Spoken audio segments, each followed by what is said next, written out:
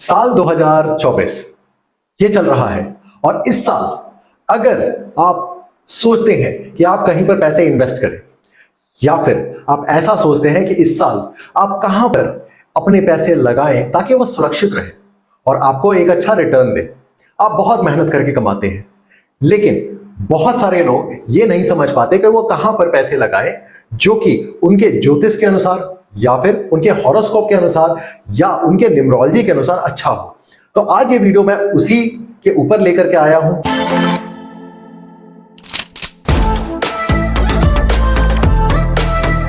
मैं आपको एक चीज बता दूं, मैं कोई स्टॉक रेकमेंडेशन नहीं देने वाला हूं और ना ही मैं उसके लिए ऑथराइज हूं। यहां पर जो मैं बताने वाला हूं वो ये है कि न्यूमरोलॉजी अंक ज्योतिष के अनुसार या फिर ज्योतिष के अनुसार कौन सी ऐसी इंडस्ट्री है या कौन से ऐसे मंथ है जिस समय उतार चढ़ाव आ सकता है और कौन सी ऐसी इंडस्ट्री है जहां पर कि अगर आप चाहें, अगर आप देखें ओवरऑल तो वो आपको इन्वेस्टमेंट देने की क्षमता रखती है। बाकी आपको कोई भी, जब आप स्टॉक्स लेते हैं या कहीं पर भी आप म्यूचुअल फंड में इन्वेस्ट करते हैं, एफडी में इन्वेस्ट करते हैं, तो आप किसी फाइनेंशियल एडवाइजर से कांटेक्ट जरूर कर सकते हैं।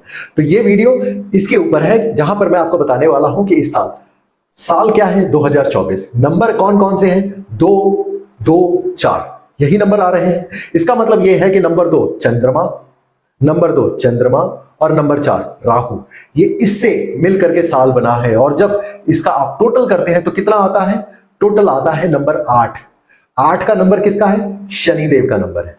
तो इसका मतलब इस साल शनिदेव गवर्न कर रहे हैं पूरे विश्व को, पूरे पृथ्वी को, फाइनेंशियल इंडस्ट्री को, और वैसे भी बैंकिंग और फाइनेंस शनिदेव को ही रेकमेंड करता है या रिप्रेजेंट करता है। तो इस वीडियो में मैं इसी चीज के बारे में बताने वाला हूं आपको। अब अभी तक अगर आप स्टॉक मार्केट की अगर आप बात करें या इन्वेस्टमेंट मार्केट की अगर हम बात करें तो अभी तक ओवरऑल भारत बहुत अच्छे पोजीशन पर है। लेकिन दुनिया में बहुत सारे ऐसे देश हैं जिनमें बहुत सारी उथल पुथल आई है, जिसमें आप अमेरिका को भी गिन सकते हैं। अब जब आप अमेरिका का नेम नंबर को आप चेक करते हो तो नेम नंबर 1 पर जाता है। साथ ही साथ अगर आप जापान को देखें, जापान का जब आप नेम नंबर देखते हैं तो वो 16 से 7 पर जाता है। वहां पर भी रिसेशन की भी बातें की जा रही हैं।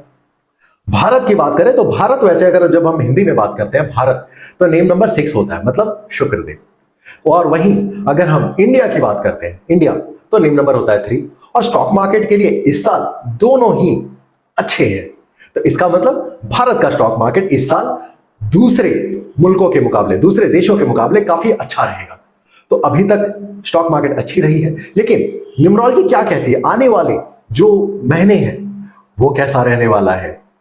तो आपको मैं बता दूं कि आने वाला जो महीना है या आने वाला जो समय है वो स्टॉक मार्केट के लिए या फाइनेंशियल मार्केट के लिए या बैंकिंग के लिए वो बहुत अच्छा नहीं रहने वाला है।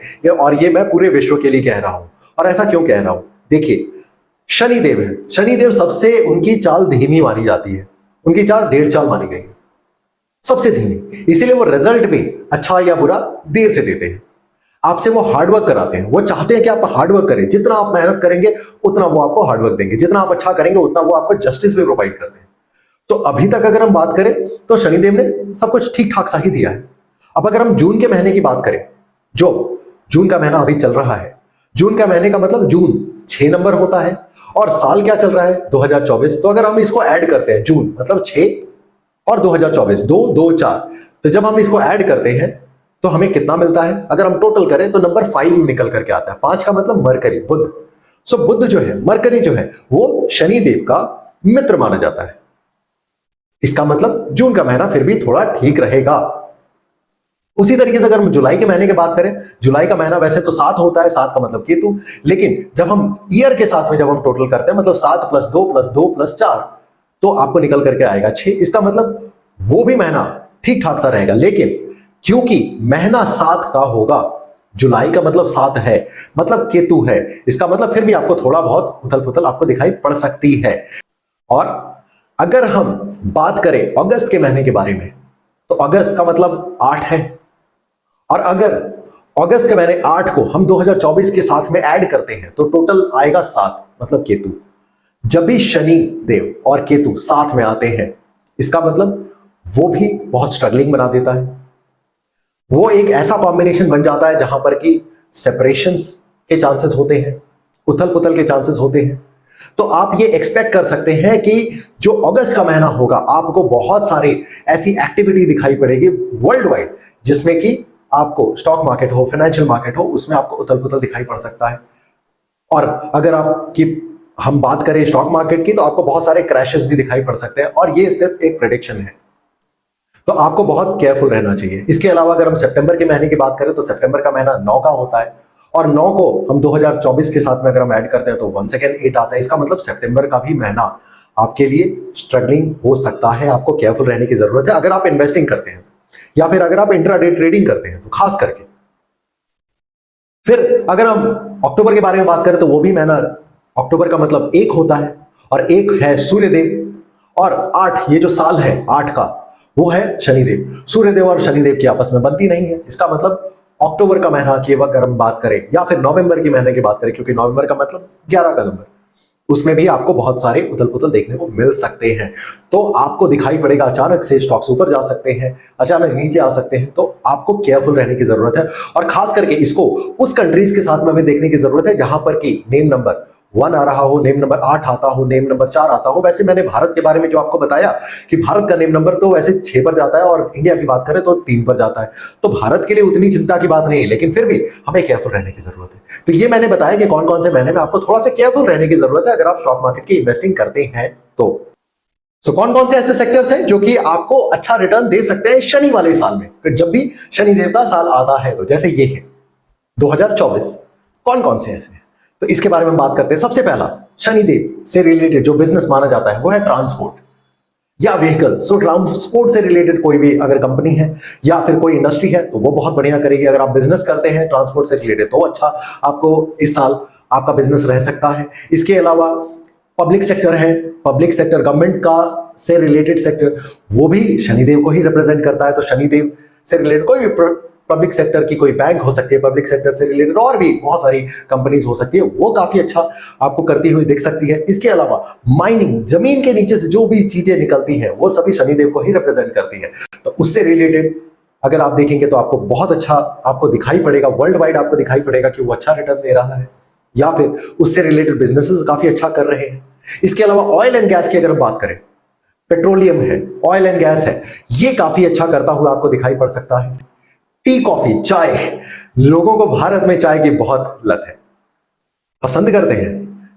टी और कॉफी से रिलेटेड जितनी भी आपकी बिजनेसेस हैं, या फिर अगर स्टॉक्स की अगर हम बात करें तो वो भी आपको अच्छा करते हुए इस साल दिख सकती है, क्योंकि वो शनिदेव से ही कहीं ना कहीं रिलेट करती है, राहु केतु से भी कुछ हद तक रिलेट करती है। इसके अलावा लेदर, चमड़ा, लेदर इंडस्ट्री भी शनिदेव को रिप्रेजेंट करती है। जितनी भी तरह के मेटल्स होते हैं, जितने भी तरह के मेटल्स है या इंजीनियरिंग प्रोडक्ट्स है, वो भी शनिदेव से रिलेटेड है। हेवी इंजीनियरिंग, बड़ी बड़ी मशीनरी, बड़े बड़े प्रोजेक्ट्स मशीनरी से रिलेटेड, वो सारे के सारे शनिदेव से रिलेट करते हैं। इसके अलावा लॉ एंड जस्टिस, शनिदेव धर्म के कारक है, जस्टिस है वो, तो जितने भी जस्टिस से रिलेटेड कोई भी काम हो उसके लिए शनिदेव ही रिस्पॉन्सिबल होते हैं, वो आपको अच्छा रिजल्ट दे सकते हैं। इसके अलावा अगर हम बात करें वुलन, वुलन क्लोथिंग है या वुल से रिलेटेड, ऊन से रिलेटेड कोई चीज है, वो भी शनिदेव को रिप्रेजेंट करती है। प्रिंटिंग, एडवर्टाइजमेंट, ये भी शनिदेव से ही रिलेटेड बिजनेस माना जाता है।